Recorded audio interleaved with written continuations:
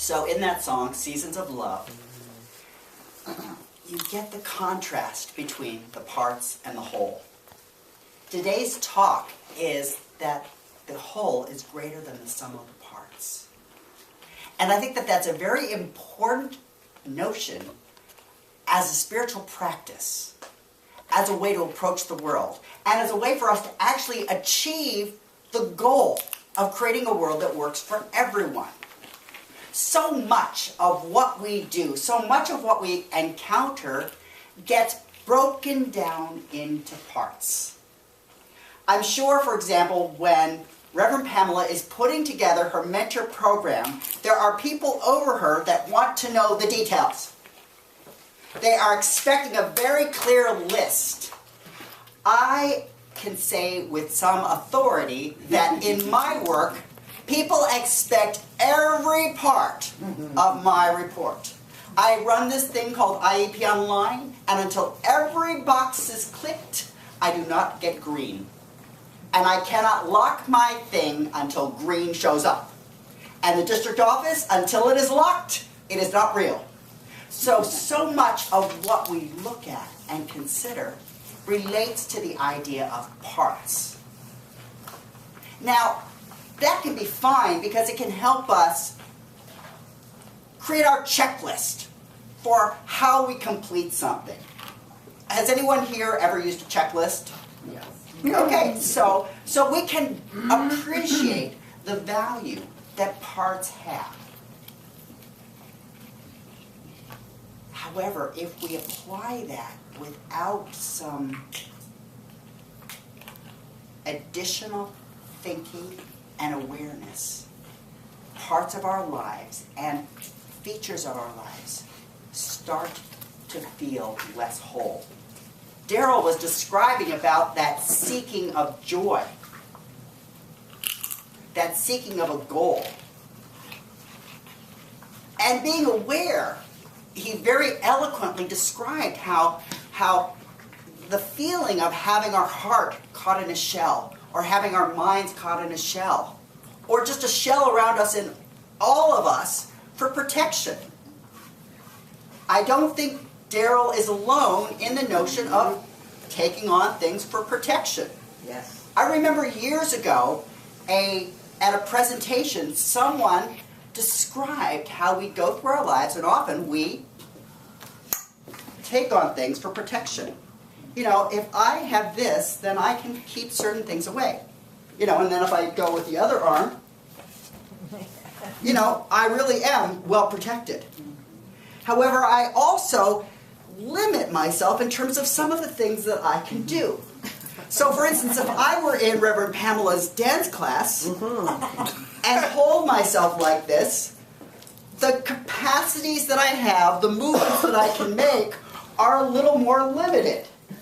And the problem is that oftentimes we are so wrapped up with protecting ourselves with our parts, see, and trying to do it all on our own, that piece is missing.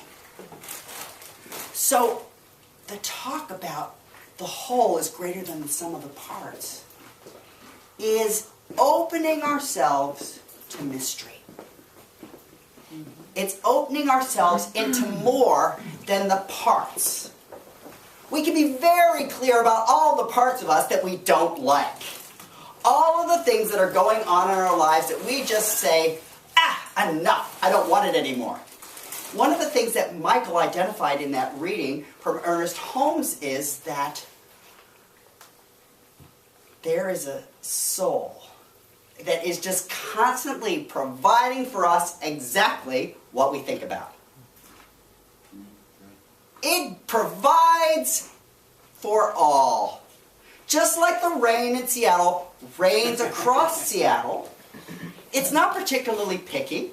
When it's raining on my house, it's raining on my neighbor's house next door. When the water is washing down one of the hills, it washes down this street and then it washes down the next street. Spirit and the soul is like that. It just is indiscriminate. And that's a good thing, and it can be a thing that can be problematic, because when we have parts of ourselves that are so stuck to certain habits. Those habits will be reinforced and reinvented and reinvigorated. I hate how this always happens. I don't know, maybe none of you have ever said anything like that. But I have been guilty of, I hate when I call X.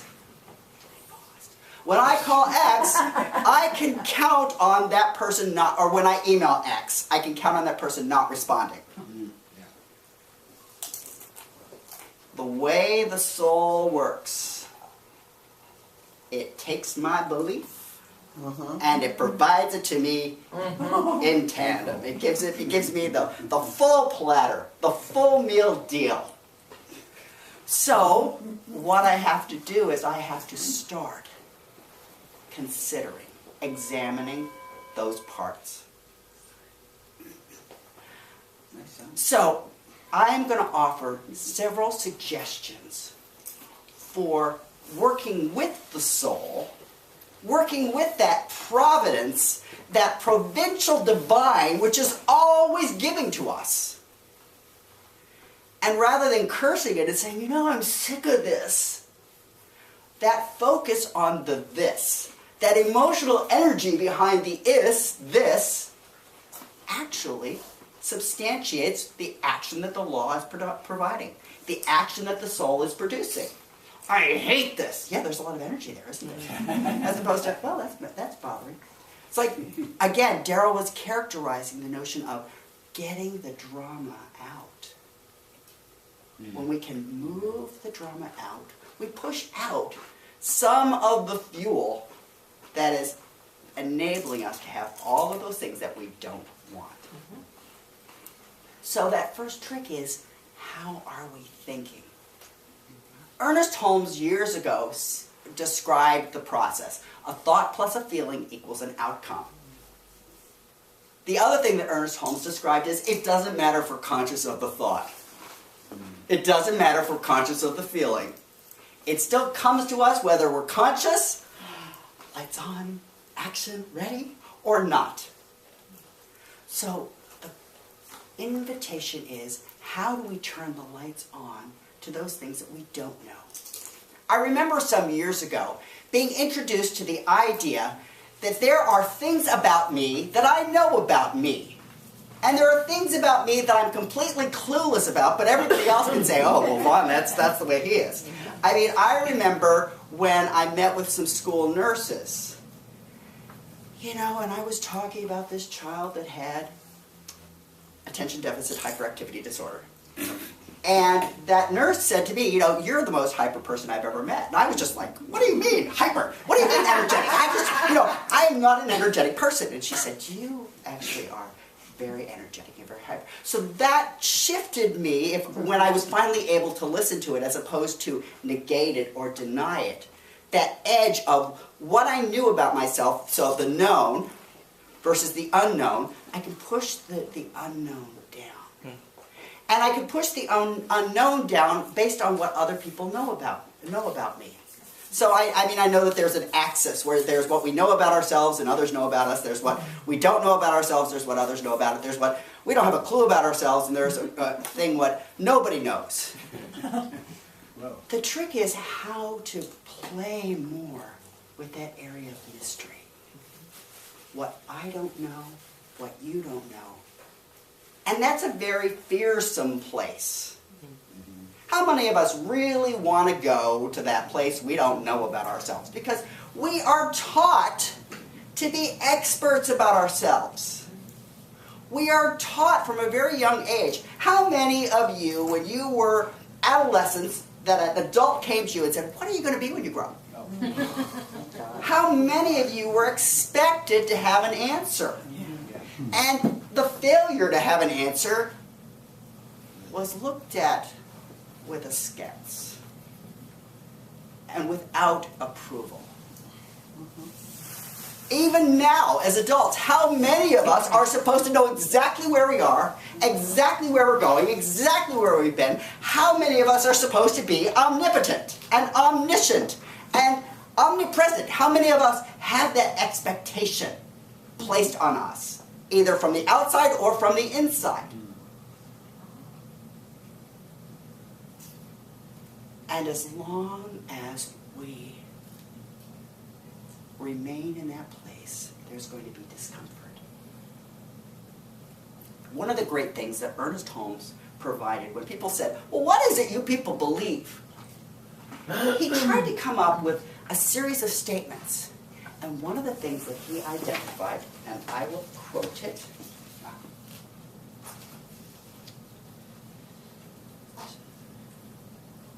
this one manifests itself in, through, and all creation, but is not absorbed by its creation.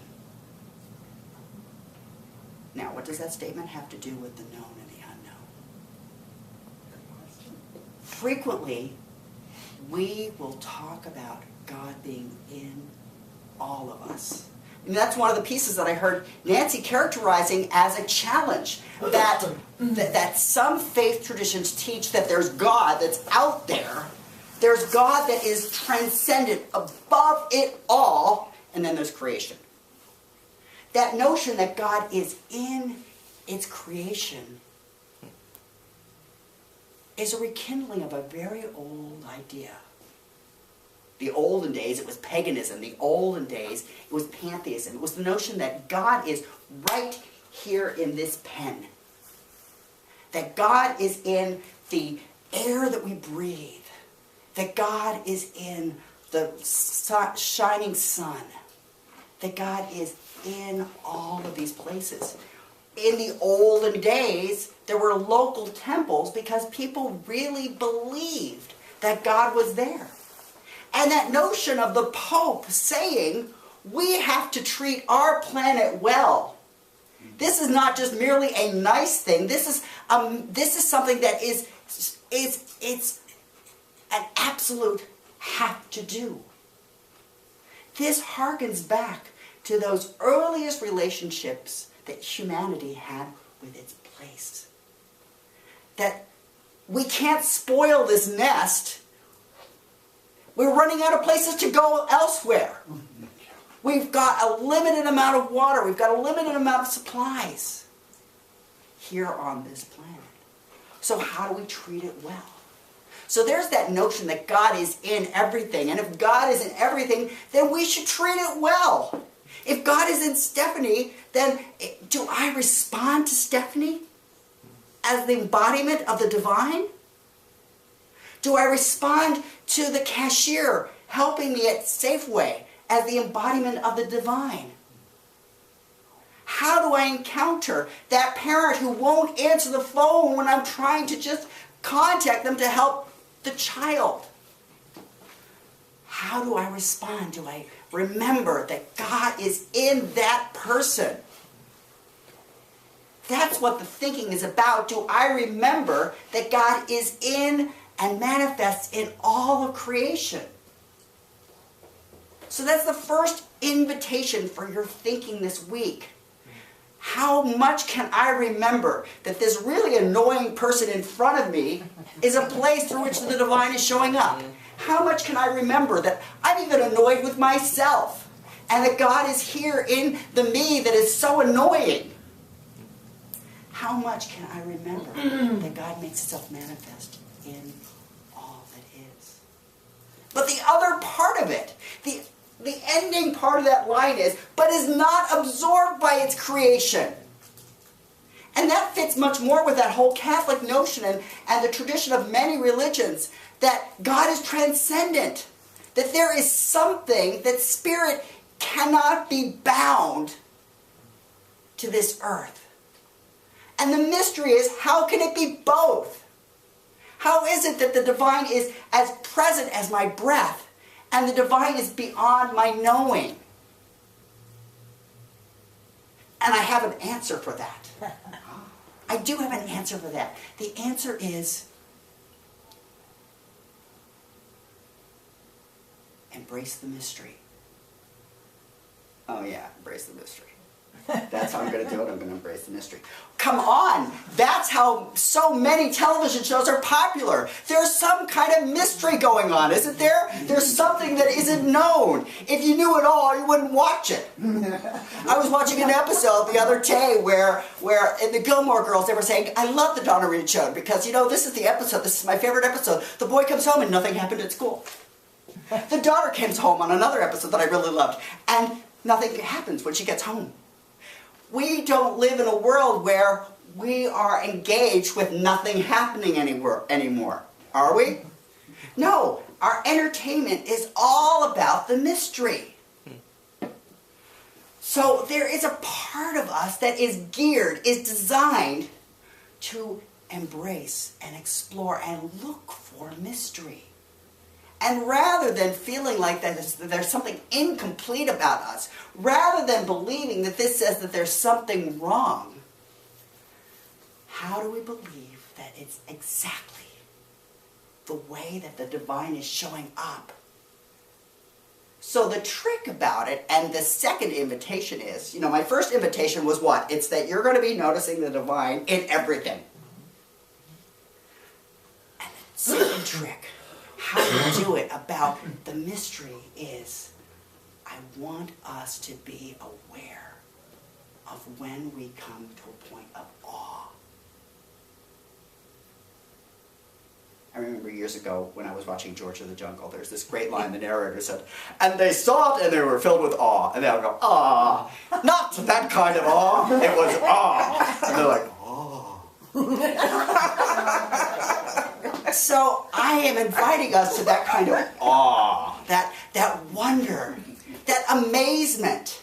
How do we allow ourselves to take times out for awe? And again, not the aw, isn't that cute? You know, when somebody sends you that cat video and the cat is designed to be like growling, you know, the little mouth opens and there's a awe. Instead of that, not the awe, isn't this cute? It's the awe.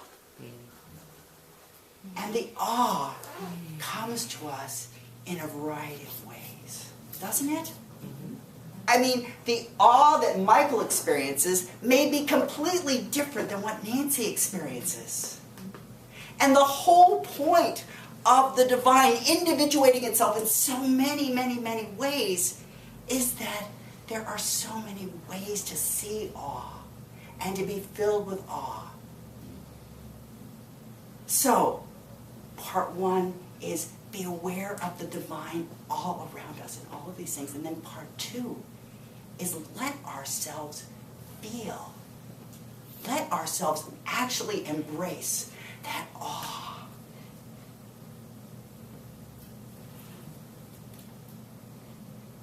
Because if we're going to be creating a world that works for all, we need to capture both the immanence of the divine. A world that works for all is actively pursuing the divine that's in all, as all, through all. But it isn't just stopping there, because we are not stories that end. Isn't that what one of the points about the song is, Seasons of Love? It's that we can break it down, we can pay attention to the parts, but life is more than the sum of those parts. Life is so much more than the sum of those parts. And this is a story that's been told over and over and over and over and over again. This invitation to the all has been spoken by the prophets and religions for thousands and thousands of years. Krishna, in Hinduism, is said to have said, by me, all this universe is pervaded through my unmanifested form. All beings abide in me, but I do not abide in them. It's that both and. So how do we do this? In practice, I've given you those two directives. I want us to be looking for the divine all around us, And I want us to be opening to the awe sensation. The invitation is to make some lists. Just make some lists. Now, how you make your lists, I'm completely unattached. I am not expecting you to come back in here with a list of your lists. I'm not expecting you to come back and report on it. But I do want you to be aware of the possibilities of some lists. And I'm going to give you an example of one of the ways that the list can happen. And this is how we're going to end this morning's service. This is a song called Sing by the Pentatonics. And in their song Sing, they're just giving you another way that you can make and have your lists.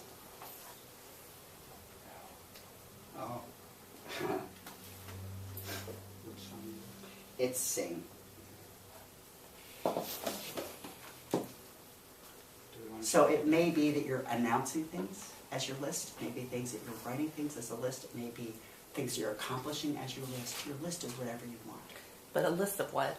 A list of when you observe the divine in things around you. And the awe. And the awes. Okay.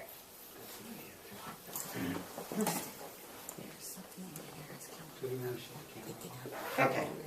We can shut the camera off now.